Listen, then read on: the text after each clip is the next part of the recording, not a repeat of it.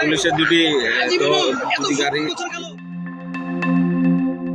রাতে অফিস খোলা রাখাকে কেন্দ্র করে ঠাকুরগাঁওয়ের রানী সংকৈলে ছাত্রদল ও গণ অধিকার পরিষদের নেতাকর্মীদের মধ্যে সংঘর্ষের ঘটনা ঘটেছে।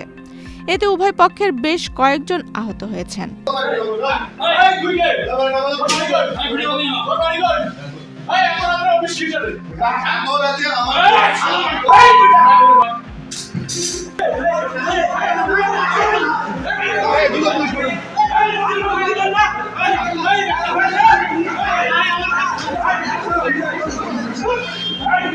মঙ্গলবার রাত 9:30টার দিকে রানী সংকৈল উপজেলা প্রকল্প বাস্তবায়ন কর্মকর্তার পিআইও কার্যালয়ে এই ঘটনাটি ঘটে। এক্সট্রিম মশার কয়েল প্ল্যান্ট ফাইবার দিয়ে তৈরি, তাই সহজে ভাঙে না, সুগন্ধিযুক্ত ও নিরবিচ্ছিন্নভাবে জ্বলে। ডেঙ্গু, চিকুনগুনিয়া বাহি সহ যে কোনো মশার বিরুদ্ধে দেয় এক্সট্রিম সুরক্ষা।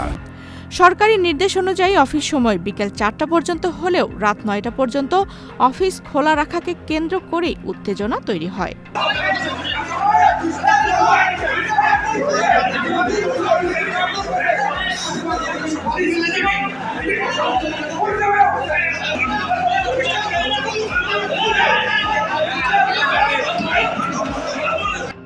কেন্দ্রীয় ছাত্র অধিকার পরিষদের নেতাকর্মীরা রাতে অফিস খোলা রাখার বিষয়টি জানতে কার্যালয়ে গেলে প্রথমে বাকবিতণ্ডা, পরে হাতাহাতির ঘটনা ঘটে।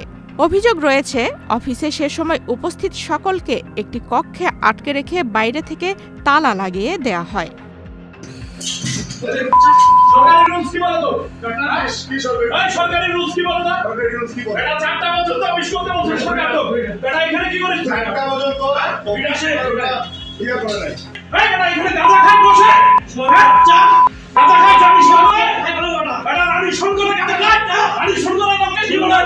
পরবর্তীতে এই বিষয়ে খবর পেয়ে উপজেলা ছাত্রদলের নেতাকর্মীরা ঘটনাস্থলে এসে হামলা চালালে পরিস্থিতি আরও উত্তপ্ত হয়ে ওঠে।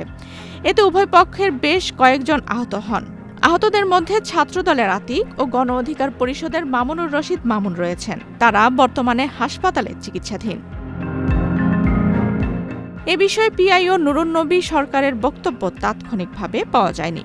ছাত্রদলের নেতারাও এ বিষয়ে কোনো মন্তব্য করেননি। পুলিশের দুটি অধিকারী পরিস্থিতি নিয়ন্ত্রণের জন্য এসেছে।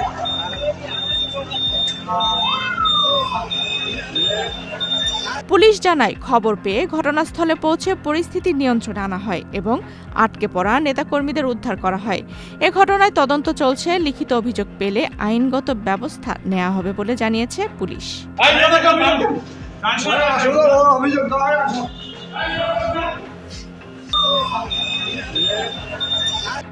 আফসানা রিপা, বাংলাদেশ প্রতিদিন।